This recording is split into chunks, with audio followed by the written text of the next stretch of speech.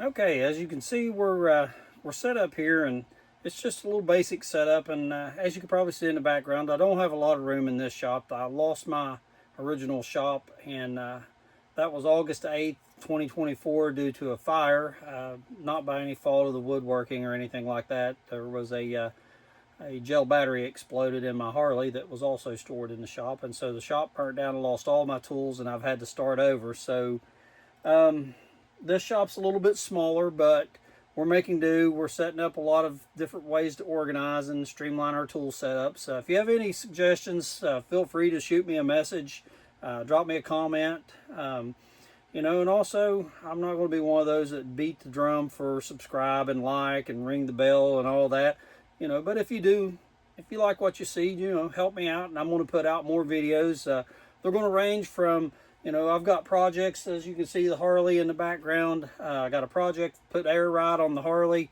I do a lot of woodworking. I'm getting the project going on my truck to do a 7.5-inch lift kit on that. I'm going to be filming parts of that. So, if you're just basic how-to videos, and we'll learn together on things that I don't necessarily know. So let's get started here with the glue up. And so what we're going to do is just do a basic glue up on these boards. Now, I use the, I'm going to call it the Matt Outlaw 731 jointing technique, where you use a 4-foot level and joint the boards on my table saw using a level, and that usually works out pretty well. I've got a 6-inch joiner, and it does okay for small projects, but larger boards like this, it's just a little bit difficult, a little bit more than what a 6-inch joiner will do. We're doing long grain glue up, so it has a lot of strength. We're not going to worry about doing pocket holes. I like pocket holes, but this is just going to be a strict glue joint. And when I put this on here, I'll put a couple of clamps on the ends to make sure that it stays nice and flat.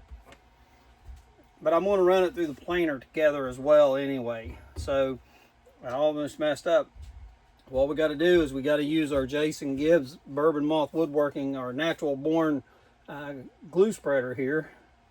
And we'll just put our little layer of glue on here. Make sure everything's covered up good. On a good layer of glue. A lot of people, and I didn't realize it at the time, but the strength on the long grain glue up for wood is completely adequate. The strength you get out of a good wood glue, and I use the Top Bond 3.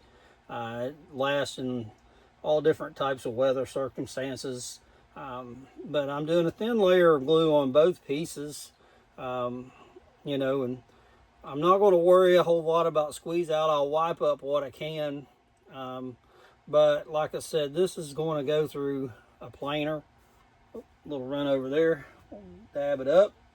As the guy from, I think it's Bearded Vikings Woodworking says, a little dab of glue, So we're going to put a lot of dab of glue on here. But this is some nice black walnut board I've had for a while. I've let it dry and acclimate to my shop. I've just had it kind of sticking around, not really sure what project I'm going to do. And I took a couple pieces and I made my first attempt at a cutting board for my fiance for a Valentine's Day present, and it turned out really well. And I'll post some pictures of that on my channel for you guys to take a look at it. It was the first one, so I'm sure it's not perfect, but hey, you learn by trying. You never know until you get out here and you make an effort and you try it. This was I started this woodworking. It was kind of a thing I've always wanted to do, and I have dealt with PTSD from the military and various therapies and everything, and I just found that just good old simple life, working on the farm, taking care of my chickens, and a couple different things really seem to be about the best therapy and for it. So I'm not using anything fancy. I believe Matt Outlaw done a really good review on parallel clamps back some time ago. These are the ones that he had from Harbor Freight, and actually he really liked them, and I really like the way they perform as well. They really do a great job, and I have had no issues whatsoever with the clamping force and keeping them even and the functionality. So as you can see, I don't think, but the jointing technique that I was talking about by Mount Outlaw with using the 4-foot level, it really is a great technique for jointing larger items. Now we got we're not going to put a horrible amount of pressure. Looks like everything's laying flat on the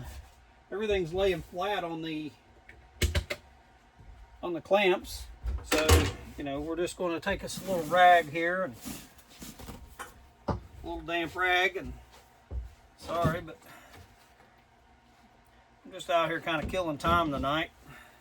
Kids are snowed in from school, and fiance's in there, and they're doing the house thing, and I come out here to, well, give you guys the privilege, or maybe the torture, of experiencing my first YouTube video to add to my YouTube channel. And so with that, you guys get to suffer along with me, because I am by no means a professional, and so there's probably going to be some errors and some edits and all of that good fun stuff. And so, but as you can see, the jointing on this really works great. Matt did a really fine job. I really like Matt. I got a lot of inspiration from him and from Bourbon Moth and Matthew Peach. Those great guys. Go over to their channel and check them out. Now you see I've got drips. I use my table saw as an assembly table due to space. I just don't have the space right now for a large assembly table. Maybe if I, you know, grow my channel, if you guys help me out, I get 100,000 subscribers, I'll build me a bigger shop, and we'll just have a heyday, and you guys can join in on that build, and we'll have fun doing that together. But for the meantime, I'm working out of a 10 by 16 Amish built building that I purchased. I had a 16 by 20 fully insulated heat and air workshop before, and that's the one that caught fire and burnt. I was total loss, about lost my house in the process. And so, you know, it's a horrible thing to ever experience or go through. I'd never been through anything like that, and I can't say that, you know, I've experienced the same as somebody that's lost a house, but it's a very trying and traumatizing event to wake up at 4 o'clock in the morning and find everything that you've worked for gone, ripped from you. But, you know, things work out for a reason. Whatever you believe in, you know, God, you know, whatever course through life you believe in, makes things work out.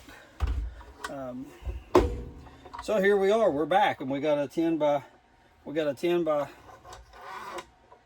20 building that we're working out of. It's tight, it's cozy, I should say, but could be a lot worse. Could not have a building at all. So we're going to put just a couple little clamps to kind of help reinforce this. And we've got our little glue up, got it all together, and we'll wait till tomorrow, and we'll start doing some sanding and plating and some finish work on this, and hopefully have this up and going here before long. I'm going to do some videos on some might be some bloopers as far as my routing techniques. I'm by no means refined at it. I'm learning everything that I'm doing. I'm learning. I'm not a pro at this by any means, but I'm going to trace out a design. I'm going to try I'm going to do a mock live edge design on this, and we'll go from there. But this is the first phases of the, if you want to call it, the charcuterie board, serving tray, whatever you want to call it, and the first episode of Ground Zero DIY. I appreciate you guys joining in, being a part of this, and you know, I'm not going to ramble on here too much, and just stay tuned, and we'll have another video hopefully posted and up before long. Thank you, and be safe and enjoy life.